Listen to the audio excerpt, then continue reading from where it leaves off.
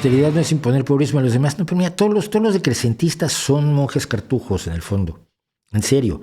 Les gusta el privarse de cosas, ¿no? Entonces, son estos sacrificios religiosos como el ayuno y la abstinencia sexual y los latigazos y el cilicio y este tipo de cosas. ¿Por qué? Porque no tienen dimensión. Mira, te voy a poner el ejemplo con las macrogranjas que últimamente tienen enloquecido al pobre miniministro Garzón. El miniministro Garzón está convencido que las macrogranjas son malas. Entonces, la propuesta que tiene él es destruir las macrogranjas, prohibir la existencia de las macrogranjas. No está definido legalmente qué es una macrogranja, entonces tendrán que empezar por allí. Pero es que él pilló esto de una campaña que tiene Greenpeace. Y él se va con lo que dice Greenpeace porque calcula que saben lo que están diciendo. Y como él no sabe, es un ignorantazo y siempre lo ha sido, pues se va con eso. Su corazoncito siente que las granjas deberían ser bucólico-campestres. Bueno, cuando lo que buscas es la destrucción o la prohibición de algo, no lo analizas, no lo estudias. Probablemente las macrogranjas tengan problemas de contaminación. Si tienen problemas de contaminación, una aproximación sensata y racional es ir a ver cuáles son las causas de la contaminación, si se puede resolver, si se debe legislar y si se puede exigir a las macrogranjas que no contaminen. Si es imposible que no contaminen y se demuestra científicamente, entonces estamos hablando de otra cosa. Se tendrá que limitar su tamaño hasta un punto en el que la contaminación que generen pueda ser controlada. Pero si puede ser controlada con 23,000 animales, se puede controlar con 23,000 animales, no hay necesidad de prohibirlas. Las macrogranjas implican maltrato animal, no forzosamente. Y aquí sí, yo te puedo decir, en Asturias, que es una zona ganadera, lechera por excelencia, hay granjas de varios miles de animales que han ganado premios por el buen trato a los animales, ganadería intensiva, que tienes que hacerlo cuando no tienes mucha tierra y Europa no tiene suficiente tierra.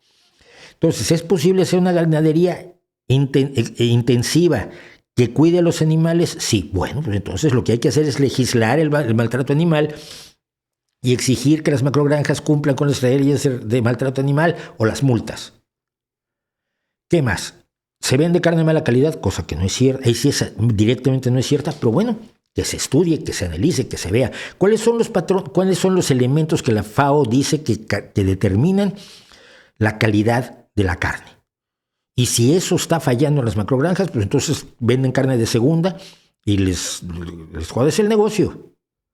Pero si la carne es de buena calidad, entonces si los problemas que dices que las macrogranjas provocan son manejables, puedes tener macrogranjas.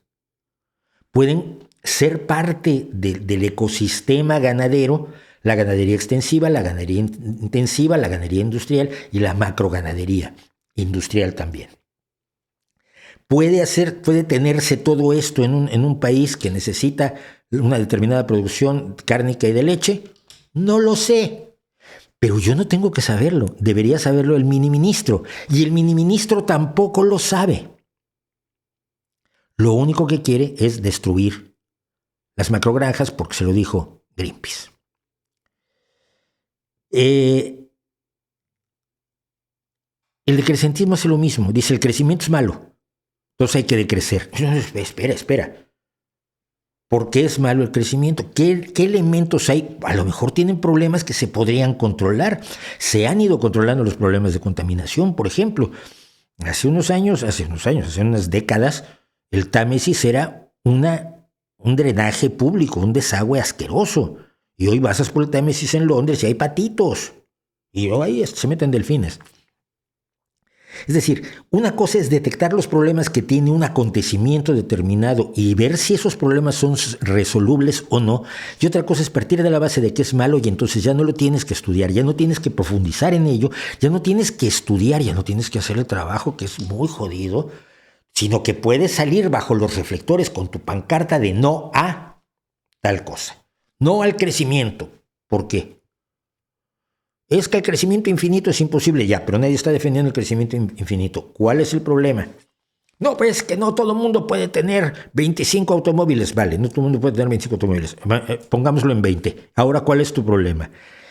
No te pueden decir los problemas porque tienen un concepto absolutamente simplista, infantil, bobo, pancartístico de una realidad muy compleja, donde las personas razonables, y se hablaba de Hans Rosling, están luchando ¿para qué? Para que podamos tener una vida tecnológicamente avanzada con la menor cantidad de contaminación posible, con la menor cantidad de enfermedades causadas por el progreso posibles, pero que los satisfactores que tienes tú, tu internet, tu ordenador, tu computadora, tu teléfono móvil o celular, tu relojito electrónico, tus alimentos, tu ropa, tu entretenimiento, tus películas, tu Netflix y demás, lo puedan tener todos los seres humanos del mundo. Todos. ¿Cómo hacemos para que todos disfruten los satisfactores? ¿Cómo igualamos más hacia arriba? Porque lo fácil para los cartujos es igualar hacia abajo. Y a mí me tienen hasta...